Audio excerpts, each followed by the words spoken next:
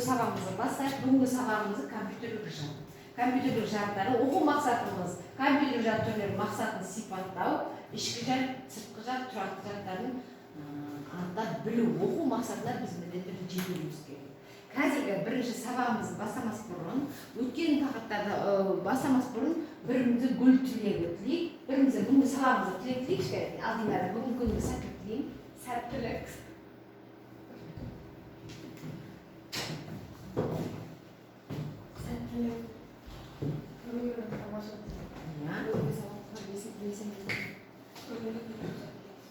Керемет, керемет. Қажетке қоясың. Ал бүгінгі сабағымызды тілек алдына бұрын өткен сабағымызға миға шам жасайық. Ақпаратты өлшем бірліктеріміз. Ақпарат туралы не білеміз? Ақпарат дегеніміз өлшем бірліктері қандай түрлері бар? Айта қойыңызшы кәдімгі. Бит, байт, килобайт, мегабайт, терабайт, терабайт, ары қарай өлшеміне қарай кете береді. Бір битте қанша байт бар?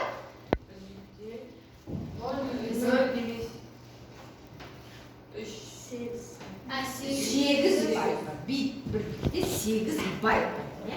Ал енді әрқайсының өлшем бірлігіне қарай сіздерден сабағымыз не болады?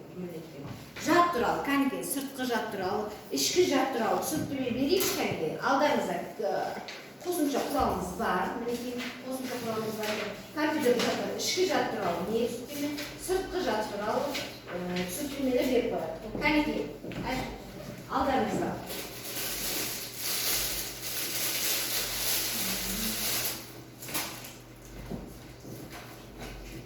Сыртқы жад туралы, кәнігі сырт. Иә, флешка кетеді. Мысалы, мынауымыз не? Бұл қатқыл диск. Одан не? Флешка қатқыл диск. Одан не? Не? Мысалы, кәнігі сүйретмен тұр ғой кәнігі. Алдарыңызда сүйретмен тұр кәнігі. Иә. Мынау не? Мынауымыз сүйреттір кәнігі. Диск. Иә, диск. Компакт диск. Компакт диск, иә. Осылардың бәрі қандай жадтар екен? Ішкі жадтар. Сыртқы жадтарға жаңағы флешка кетеді екен. Диск жетек кетеді екен. Компакт дискілер бәрі ішкі сыртқы жадқа кетеді екен. Ал енді сіздерге бүгінгі сабағымыздан бұрын өлшем бірліктер әрбір ақпараттың әрбір өлшемнің өлшем бірлігі бар. Сіздер компьютеріңізді алыңыздар, компьютерді алыңыздар. Әрқайсысын маған сөйлесеңіздер, компьютер қосылып.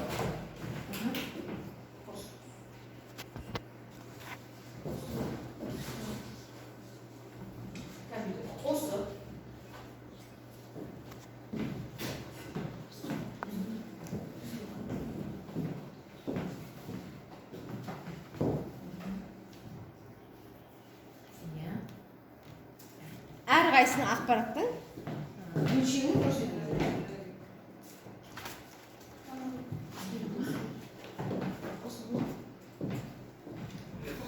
Болмаса компьютерге отырсыңдар болады. Назерке, мына жерге отырып жүріңдерші кәдімгі. Динара мына компьютерге тұр ғой.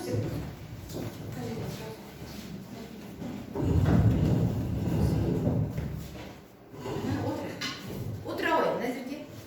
Столында отыра ғой. Қосылды ма? Кәнекей, алданға барғандай көрсетіп отырды.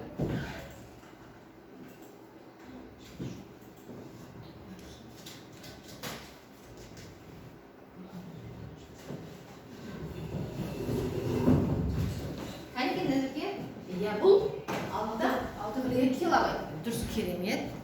Алдында 42 килобайт. Әрқайсы өлшемі.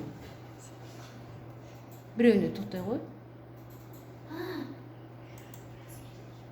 Жоқ, баспайсың ғой. Оң жағын не алма.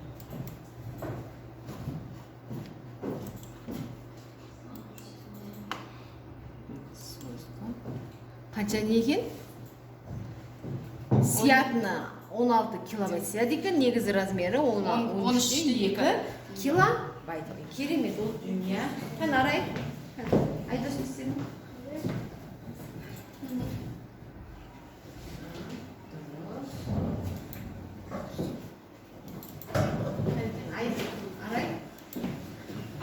қандай екен?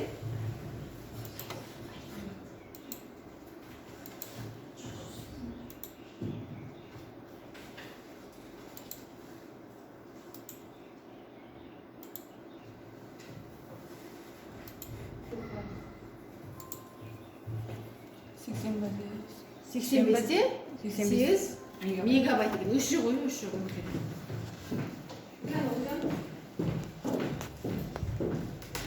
Әрқайсының өлшемі бар екен, иә? 0 килобайт. Ол ішінде не жоқ? Құжат жоқ. Керемет, отыра қойыңыздар. Өз орындарыңызға отыра қойыңыздар. Енді сіздерден алдарыңызда постер бердім. Адам мен компьютердің арасындағы байланыс қандай байланыс бар екен?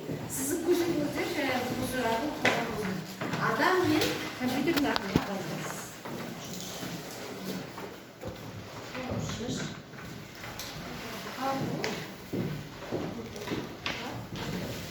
Адам мен компьютер арасындағы байланыс. Шыға беріңіздер, камерасы бар, адамның ой жүріші бар.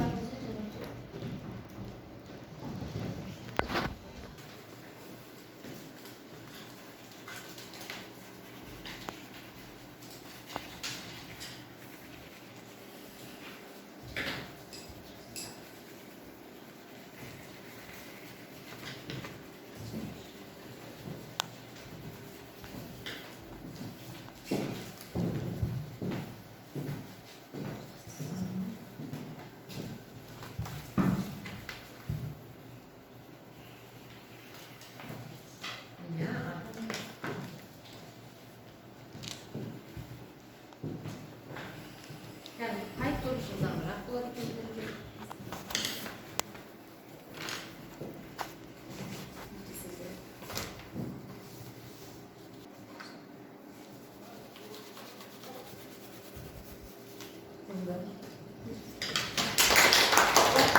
Al, bırış top. Ayaklar kendini orada açın. Oraya gidiyoruz kendini.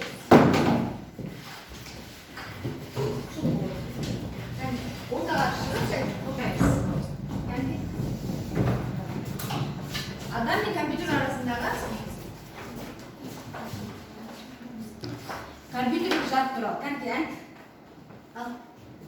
Мына не сөйледі? Адам мен компьютер. Аха. Бұның арасында байланыс қандай байланыс? Мысалы адам есте сақтай алады. Компьютер не есте қалады? Сол ішінде сақталып тұра береді. Иә, компьютер ішінде өмірлікке сақталып тұрады. Адамда да өмірлікке сақталады, әрбір ақпараттар. Өмірлікке сақталады. Байланысы не екен? Екеуінің байланысы? Компьютер ұзақ сақталады, ал адамда ұзақ сақтала алмайды. Иә, дұрыс. Рахмет. Кәнекей. Мына топты қалай бағалайсыздар? Көрсетіңіздерші смайлик арқылы. Қалай бағалайсыздар? Керемет. Өте жақсы. Қасынан бар ма? Сәл шамалы не дейді, айдысы сен. Ал отыра қойыңыздар. Рахмет сіздерге. Келесі топ кәнекей отыра қойыңыздар. Жаттар туралы түсініктеме. Айта қойыңыздар. Компьютер арасында байланыс. Компьютер барлығын жадына сақтайды. Дұрыс. Ал адам оны тез ұмытып кетуі мүмкін. Мынау салған сурет не мынау? Флешка, иә? Анау төбедегі компактис. Олар не істеуге болады онымен? Компьютермен істеуге болады? Қызмет етуге. Жад арқылы. Қандай жаттар ол? Екеуі де? Сыртқы жад. Керемет. Мына топты қалай бағалайсыздар? Көрсетіп жіберіңіздерші. Керемет. Өте жақсы. Отыра қойыңыздар. Бүгінгі сабағымыз аяқталды. Бүгінгі сабағымызды қалай қабылдадыңыздар? Кәнекей мына жерге келіп жазып жапсырыңыздар қағаздарыңызды. Бүгінгі сабағымыз қалай өткен туралы. Бүгінгі үйге тақырыбымыз компьютерлік жад. Қызықты өтті ма? Жоқ. Тапсырмалар өте қиынырақ болды ма? Болмаса қызықсыз болды ма? Кәнекей жапсырыңыздар. Сонымен бүгінгі сабағымыз аяқталды. Жақсы, керемет.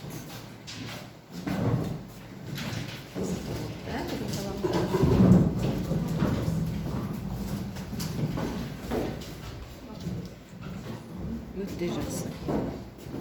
Бүгінгі сабағымыз сіздерге түсінікті болды ма? Рахмет, сау болыңыздар.